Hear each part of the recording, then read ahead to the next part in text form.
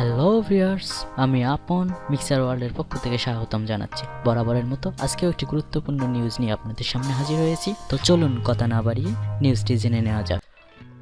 ঐতিহাসিক ভারত সিরিজের পর বাংলাদেশ দলের বেশিরভাগ ক্রিকেটার ছুটি কাটিয়েছেন, আবার অনেকেই বাংলাদেশ ক্রিকেট লিগের চতুর্থ রাউন্ডে খেলে নিজেকে ঝালিয়ে নিয়েছেন। এদিক থেকে ব্যতিক্রম কেবল সাকিব, তামিম, মাহমুদুল্লাহরা। এই তিনজন দুবাইয়ে উড়ে গেছেন পাকিস্তান সুপার লিগ PSL খেলতে। আগামী 7 মার্চ টেস্ট দিয়ে শুরু হচ্ছে শ্রীলঙ্কা সিরিজ। তাই টেস্টের আগে সাকিব, তামিম, মাহমুদুল্লাহদের T20 খেলা কতটা যৌক্তিক, এমন প্রশ্ন আসাটাই স্বাভাবিক।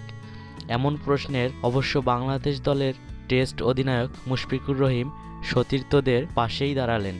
গণমাধ্যমের সাথে আলাপকালে মুশফিক বললেন, তামিম, সাকিব, রিয়াদরা PSL খেলছে, সব মিলিয়ে অনেক ক্রিকেট খেলেছে, এতে হয়তো তাদের কিছুটা অবসাদ থাকতে পারে। আশা করছি অনুশীলন ম্যাচের আগে এবং অনুশীলন ম্যাচ দিয়ে তারা প্রস্তুত হয়ে উঠবে। তিনজনই অনেক পরিণত, সব জানেন বোঝেন। ভালো একটা ব্যাপার হলো তারা কেউ ইনজুর্ড হয়নি। আশা করছি আমাদের কোচ ট্রেনাররা তাদের সঙ্গে কাজ করবেন, তাদেরকে প্রস্তুত করে তুলবেন। শারীরিক ও মানসিক চ্যালেঞ্জটা বাদ দিয়ে খেলা থেকে শিক্ষণীয় জায়গাটাতেই বেশি জোর দিলেন মুশফিক। তার ভাষায়, সাধারণত আমাদের এত বেশি খেলা থাকে না, এবছর অনেক খেলা আছে, এতে হয়তো শারীরিকভাবে কিছুটা চাপ পড়ে। তবে এটা তো শুধু আর্থিক ব্যাপার নয়, বরং শিক্ষণীয় ব্যাপারও থাকে। এটা কিন্তু বড় একটা ব্যাপার।